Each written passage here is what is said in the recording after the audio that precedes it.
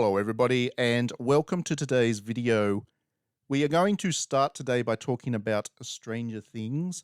Now we haven't suddenly become a Stranger Things channel and I will probably never mention this television show again on this channel. But what's been going on with that show over the past week is of intense relevance to the video game industry. So I thought that it was worth doing in that context.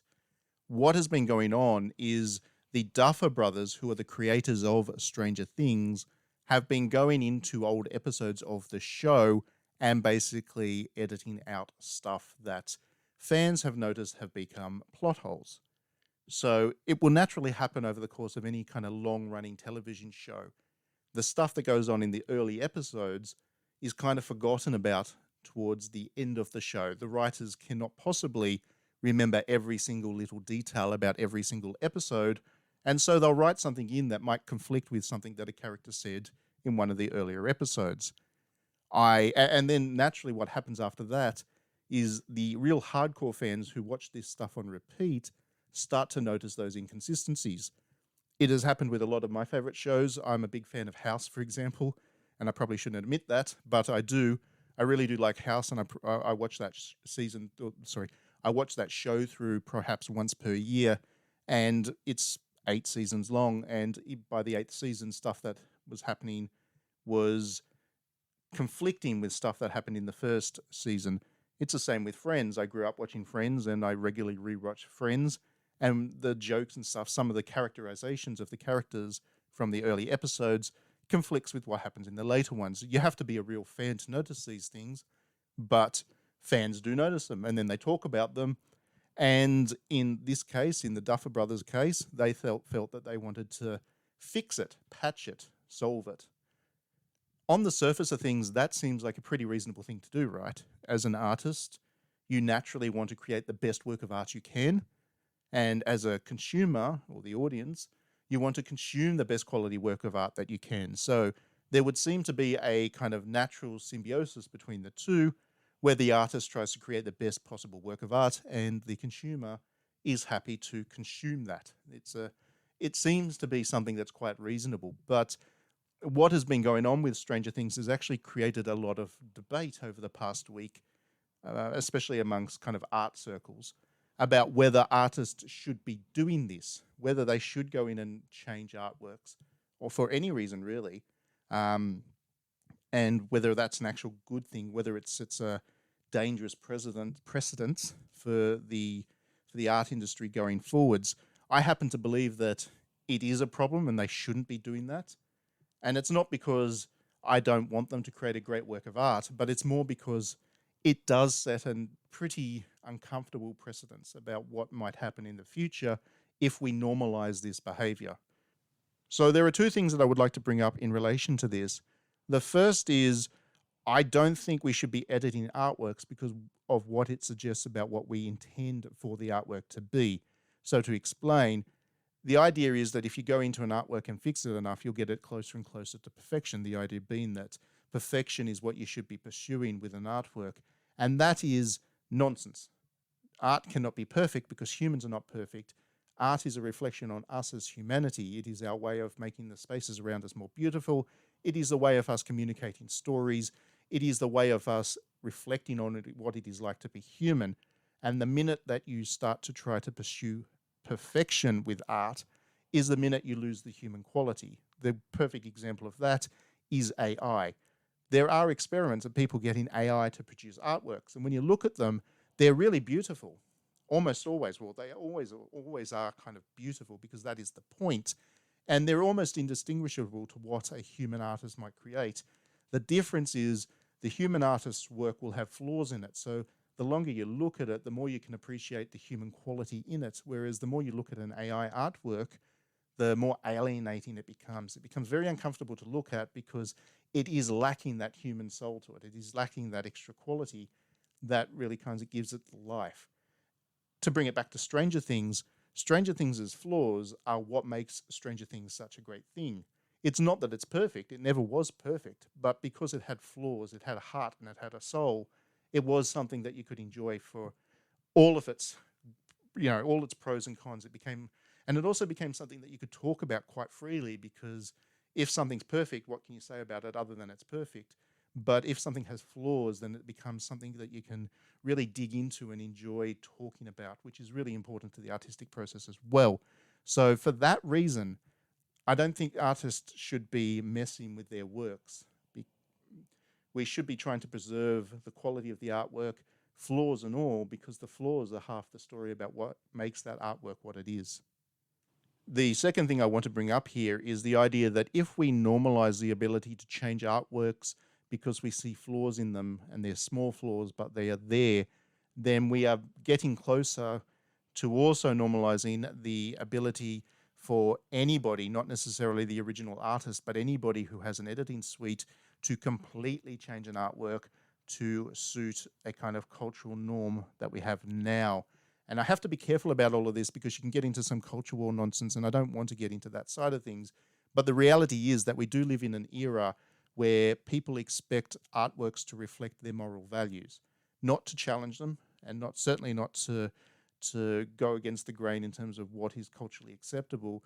The overarching society position is that artworks should be there to make us feel positive in some way, and if they don't, then there's an issue with them. The problem is that, of course, society today is different to society 20, 30, 40, 50, 60, 100 years ago, and the artworks that came from those earlier eras are often very insensitive to modern values. So we've had all kinds of amazing debates over the past couple of years, but Gone with the Wind is an excellent example of very racist film. And even back in those days, people were saying, well, this is a little bit racist, isn't it? But today, it is an incredibly racist film. H.P. Lovecraft, excellent horror author, but also very, very vocal racist. Heart of Darkness, a masterpiece of literature, which is not really read anymore because, again, very racist. And then we've got other examples, like there was a painting, an absolutely beautiful painting of Helios and the Nymphs, which was removed from an English gallery because it featured nudity, and there was a discussion in there about kind of the objectification of the female form. So there are all these kinds of discussions that back in those days when they were painted, they may have had the discussion, but the general perception would have been to leave those artworks as they were. Today, we live in a society where we've already proven that we're willing to change things to make them more perfect. So how much longer is it before somebody goes in and completely re-edits Gone with the Wind so that it is now culturally sensitive and it is no longer the original artwork? This is a problem, because we need to keep the artworks as they were. We certainly need to criticize them when they're not reflective of society, when they're not particularly positive in terms of the message that they send, when they've got issues with the way that they handle certain themes. We need to criticize the artwork for these things, but to do that, we need to have the artwork available to us. If you start to remove all the art that is problematic out of society, you end up with nothing to talk about, and then you have a society that becomes very pliable. And once again, the whole point, or one of the points of the world of the arts, is to encourage discussion. That means positive and negative. That means being critical of things that we don't like, that we see in artworks. And if they're going to remove those, then we're not going to be able to see those artworks that we disagree with.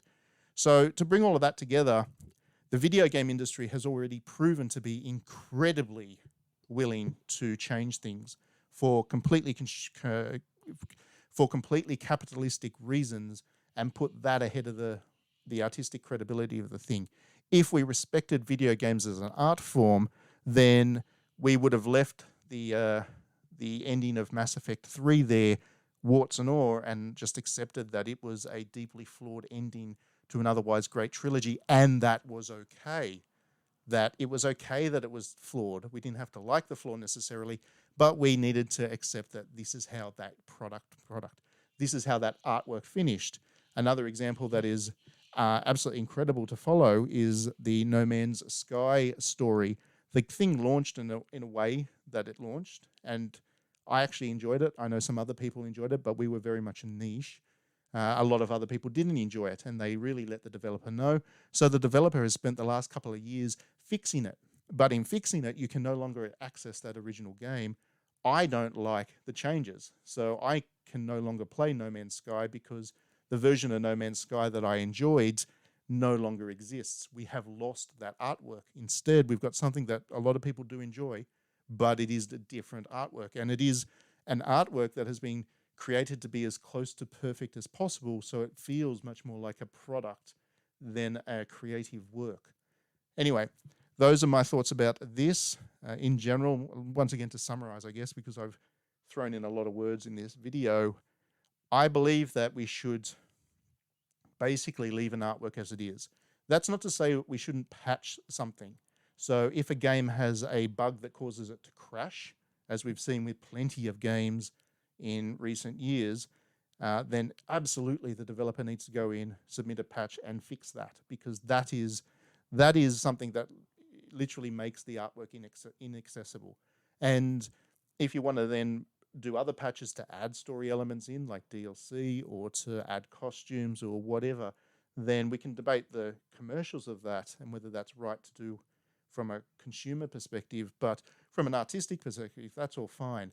Where I have a problem is if you start patching things to fix story elements, or to remove bits that offended some people, or to change the fundamental texture of the artwork to try and make it more perfect, that is a problem.